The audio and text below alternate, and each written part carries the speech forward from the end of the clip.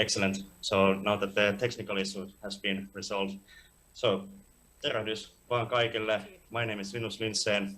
I'm the current chairman of Varsinais-Suomen Akseli, and I will be representing Finland in this conference. Varsinais-Suomen Akseli is a nationalist youth organization based in Finland, in the coastal city of Turku, and I will be giving my speech on 3 subjects today. First, I will talk about the relationship between Finland and the Balto-Finnic peoples inhabiting Russia. Second of all, I will be talking about historical injustices that our Balto-Finnic brethren have faced under Russian imperialism and chauvinism. And third, I will be talking about what Finland, both as a nation and a sovereign state, could do to alleviate the suffering of our brethren kindred and help advance their interests. So, to begin with some historical background, Finland has had a strong relationship with the Karelian and Ingrian geographic regions and the people inhabiting them.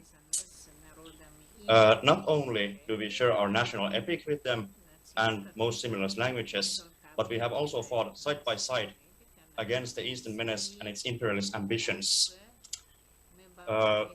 When Finland gained our independence shortly after that, there were several thousands Finnish volunteers that rushed over the border to fight against the Bolshevik invaders in Karelia and Estonia and Ingria.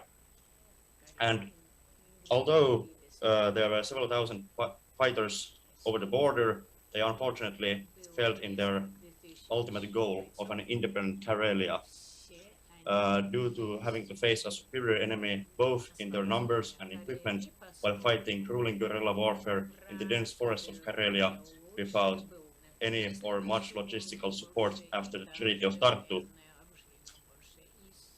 But although the goal of an Karelia independent of Russian influence wasn't achieved then, it was not all in vain, as there were several other expeditions that had far more success, most notably the Finnish expeditions during the Estonian War of Independence, in which Finnish forces saw major and internationally noteworthy success in fighting the invading Bolshevik hordes of the newly established Red Army forces in the Estonian and Ingrian soil during the years 1918 and 1919.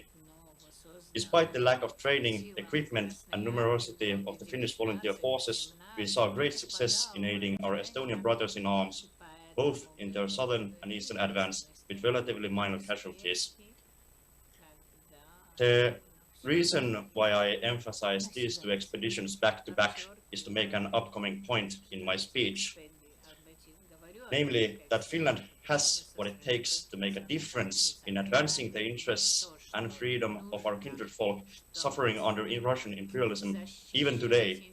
It just takes the combination of opportunity, the will of the people of Finnic nations to work together, and the political will of our government to commit to advancing interests of our kindred nations. Estonian and Karelian expeditions are perfectly analogous of what happens when the stars align in this regard and an independence of a nation is achieved with actions of solidarity versus what happens when one of those crucial components is lacking. The Estonian people, with some Finnish help, were able to expel the Russian invaders out of their lands, while the Karelian people faced the unfortunate fate of Russian subjugation due to adverse circumstances burdened by the ongoing famine going at the time. Finland, on the other hand, due to lack of resources and political will of the centrist government, fell victim to the Muscovite vices, as we trusted them keeping in their word in ensuring the autonomy of the Karelian and Ingrian peoples inhabiting Russia, in exchange of Finland agreeing not to pursue the territorial expansion into these regions and promoting a pan-nationalist ideal of then achieving independence from the Russian Soviet Federative Socialist Republic.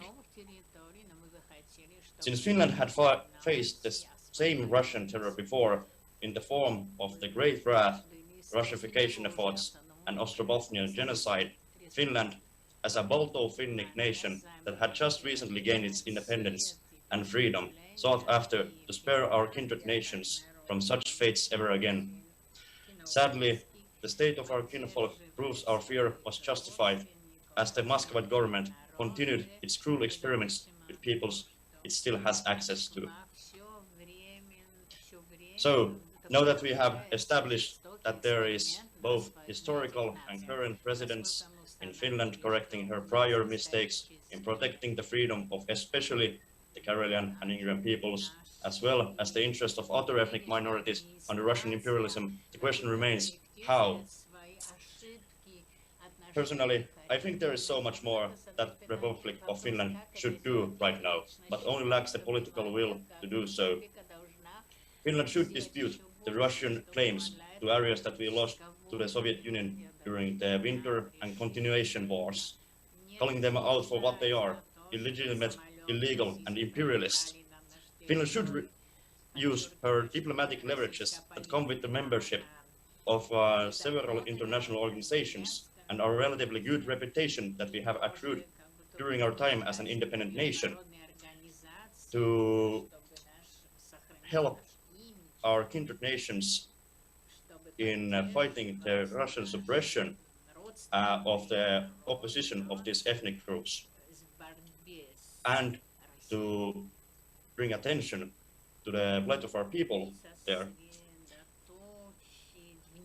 We should also call out the silent soft genocide and Russification of these non-Russian ethnicities and the political imprisonment of them. Most importantly, Finland should take an actively harder line against the rogue state based in Kremlin and its current crimes against the Ukrainian people and world order, peace and stability by closing the border, sanctioning those who are most responsible for these crimes even harsher, and making it as difficult as possible for agents of the Putin regime to operate within our borders, while simultaneously and actively providing refuge for those anti-Kremlin Finno-Ugric activists to continue their operations on our soil, despite the persecution they face in their currently occupied homelands. All of these are measures that our government most certainly has the capacity to do right now, yet refuses to do so due to decades of Soviet influence and its disastrous effects that we have the misfortune of having to live with. Since the collapse of Russian Federation under its own weight is inevitable due to its demographic trends, etc., Finland must be prepared to restore that order in areas where our brethren nations reside, as the sequential chaos and disorder ensues. In that case, Finland should commit military and economic aid to the Karelian, Mari, Mokshan, Ersion, etc. nations, for them to establish stable rule and proper self-defense against Russian irredentism. Furthermore, Finland, equipped with a highly educated population of around 5.5 million people, should have the capacity to provide valuable institutional expertise to these nations that may, due to both the lack of population and conscious effort of the Russian Federation to hinder the education and development of these peoples, be unable to fulfill all the institutional requirements to run a stable country at first. Educating the local populations in statesmanship, military proficiency, and international diplomacy would be first and foremost priority for Finland to aid these newly independent nations institutionally. Finland would also be morally and strategically well advised to provide enough military assistance, either in direct or indirect form, for these regions to secure their sovereignty until they are able to hold their own against the Russian threat independently. Failure to do so during the moment of truth would lead to the repetition of the same fate for the very same nations that had their ambitions of independence crushed by the same Muscovite forces during the Russian Civil War. It is important to discuss these issues today, as it's most timely as it has been since the collapse of the Soviet Union. Back then, many nations had seized the day and declared and achieved their independence successfully, while others were not as lucky despite their brave efforts. Back then, the Finnish government could have brought up the Karelian question and spearheaded the negotiations and efforts to free our kindred nations in Russia, yet decided to sit on its hands, impotently witnessing the re-establishment of the Russian order. Now, as a result of this passivity, several of these nations are facing eventual threat of extinction if their current demographic trends are not to be reversed. Yet, while the situation may seem dire, hope still remains, as with chaos emerges new order of things.